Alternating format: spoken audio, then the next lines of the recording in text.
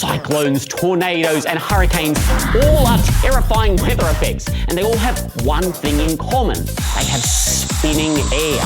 And this spinning is what helps them keep their energy and travel long distances and be quite dangerous. Now, we don't want to reproduce a hurricane here today, but I do have an experiment that will let you create some spinning air that has some pretty neat properties. It's called a vortex generator.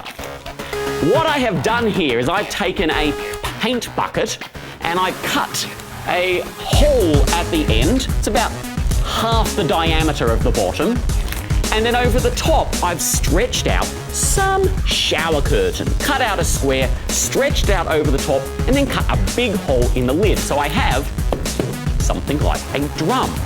The neat thing is this shape, this very special arrangement, lets me create a vortex, spinning air that has quite a lot of force and can travel a distance. Check this out. I am going to try and knock over these cups using nothing but air. Here we go. Did you see that? We try it again, and notice there is a delay between me hitting the end and the cups moving. There is just air doing this, so how does it work? Well, it's all about the shape.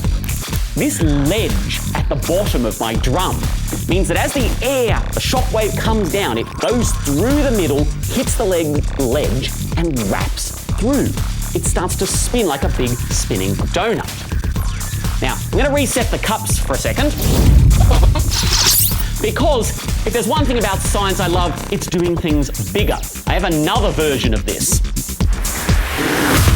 The big version. This is one I bought, and it actually has elastic to create a bigger burst of air.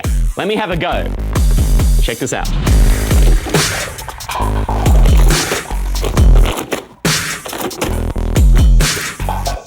See that? This can produce a vortex of air that can travel across a whole room and muss up your hair or knock over cups. Super fun. You could make one of these by adding elastic to a design like this. And if you do, I'd love to see your efforts on social media. But wouldn't it be great if we could actually see these vortices of air? And we can. So to do this, I have here a little smoke machine, a real smoke machine. I'm going to light it, and I'm going to start to fill this up with smoke. Okay. Now, I'm going to try and make a smoke ring. Let's see, here we go.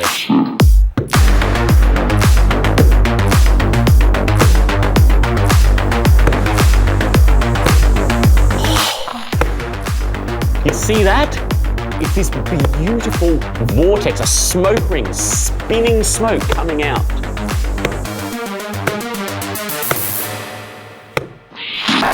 You might see these in special effects shows or theatre. And all it is due to that air hitting the ledge and wrapping around. So if you make one of these yourself, I'd love to see it. Otherwise, you can watch this experiment again online, as well as more great hands-on experiments. I am going to keep playing with my smoke ring machine. I'll see you next time.